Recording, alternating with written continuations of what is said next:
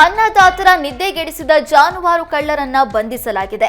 ಹಾವೇರಿ ಜಿಲ್ಲೆ ಶಿಗ್ಗಾವಿ ತಾಲೂಕಿನ ಬಂಕಾಪುರ ಪೊಲೀಸರು ಕಾರ್ಯಾಚರಣೆ ನಡೆಸಿ ಅರೆಸ್ಟ್ ಮಾಡಿದ್ರು. ದಾದಾಪೀರ್ ಕಡೇಮನಿ, ಜುಬೇರ್, ಅಬ್ದುಲ್ ಸತ್ತಾರ್, ಫಾರೂಕ್ ಮತ್ತು ಅಕ್ರಮ್ ಅಲಿ ಆರೋಪಿಗಳನ್ನ ಬಂಧಿಸಿದ್ದಾರೆ. ಬಂಕಾಪುರ ಪಿಎಸ್ಐ ನಿಂಗರಾಜು ನೇತೃತ್ವದಲ್ಲಿ ಕಾರ್ಯಾಚರಣೆ ನಡೆಯಿತು. ಆರೋಪಿಗಳಿಂದ 3 ಎತ್ತು, ಬುಲೆರೋ ವಾಹನ ಸೇರಿ 7,50,000 ಮೌಲ್ಯದ ವಸ್ತುಗಳನ್ನು ಜಪ್ತಿ ಮಾಡಲಾಗಿದೆ. ಬಂಧಿತ ಆರೋಪಿಗಳನ್ನು ನ್ಯಾಯಾಂಗ ಬಂಧನಕ್ಕೆ ನೀಡಲಾಗಿದೆ. ಯಡಿಯೂರಪ್ಪಗೆ ಇಂದು ಹುಟ್ಟುಹಬ್ಬದ ಸಂಭ್ರಮ. 83ನೇ ವರ್ಷಕ್ಕೆ ಕಾಲಿಟ್ಟ ಮಾಜಿ ಸಿಎಂಗೆ ಶುಭಾಶಯಗಳ ಮಹಾಪೂರವೇ ಹರಿದು ಬರ್ತಿದೆ. ಇಂದು ಬಿಜೆಪಿ ವತಿಯಿಂದ ಹಲವು ಕಾರ್ಯಕ್ರಮಗಳನ್ನು ಆಯೋಜನೆ ಮಾಡಲಾಗಿದೆ. ಬಡ ಹೆಣ್ಣು ಮಕ್ಕಳಿಗೆ ಸಿಎಂ ಆಗಿದ್ದಾಗ ಬಿಎಸ್ವೈ ಭಾಗ್ಯಲಕ್ಷ್ಮಿ ಯೋಜನೆಯನ್ನ ಜಾರಿಗೆ ತಂದಿದ್ರು. 18 ವರ್ಷ ತುಂಬಿದ ಬಳಿಕ ಹೆಣ್ಣು ಮಕ್ಕಳಿಗೆ ಸಹಾಯವಾಗಲಿ ಎಂಬುದು ಇದರ ಉದ್ದೇಶವಾಗಿತ್ತು. ಹೀಗಾಗಿ ಇಂದು ಕೇಸರಿ ನಾಯಕರು ಭಾಗ್ಯಲಕ್ಷ್ಮಿ ಫಲಾನುಭವಿಗಳಿಗೆ ಸನ್ಮಾನ ಮಾಡುವ ಮೂಲಕ ಯಡಿಯೂರಪ್ಪಗೆ ಧನ್ಯವಾದ ಹೇಳಲು ಮುಂದಾಗಿದ್ದಾರೆ.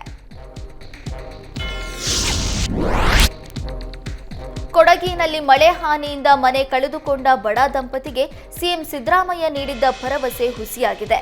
ಪರಿಹಾರ ಮತ್ತು ಮನೆ ಕಟ್ಟಿಸಿಕೊಡುವ ಭರವಸೆಯನ್ನ ನೀಡಿದ್ರೂ 7 ತಿಂಗಳಾದರೂ ಯಾವುದೇ ನೆರವು ಸಿಕ್ಕಿಲ್ಲ.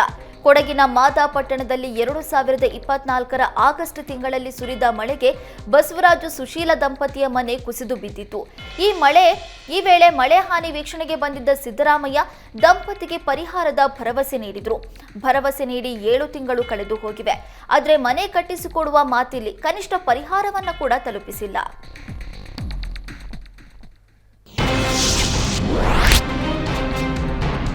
ಸಿನಿಮಾ ಸ್ಟೈಲ್ನಲ್ಲಿ ಪ್ರೇಯಸಿಯನ್ನ ಬೈಕ್ ಮೇಲೆ ಉಲ್ಟಾ ಕೂರಿಸಿ ನಡು ರಸ್ತೆಯಲ್ಲೇ ಪ್ರೇಮಿಗಳು ಹುಚ್ಚಾಟ ಮೆರೆದಿದ್ದಾರೆ. ಬೆಂಗಳೂರಿನ ಸರ್ಜಾಪುರ ರಸ್ತೆಯಲ್ಲಿ ಘಟನೆ ನಡೆದಿದೆ.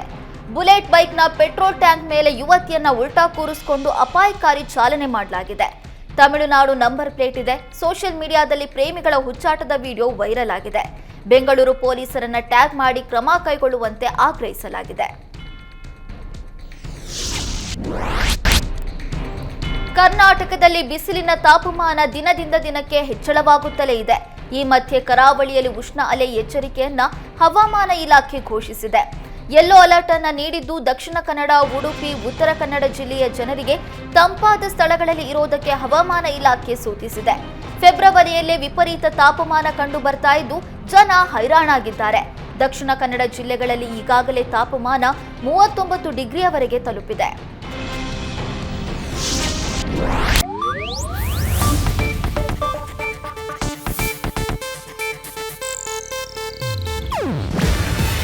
ಇದು ಏಷ್ಯಾನೆಟ್ ನ್ಯೂಸ್ ನೆಟ್ವರ್ಕ್ ಪ್ರಸ್ತುತಿ. ನೀವು ನೋಡ್ತಿದ್ದೀರಾ ಏಷ್ಯಾನೆಟ್ ಸುವರ್ಣ ನ್ಯೂಸ್.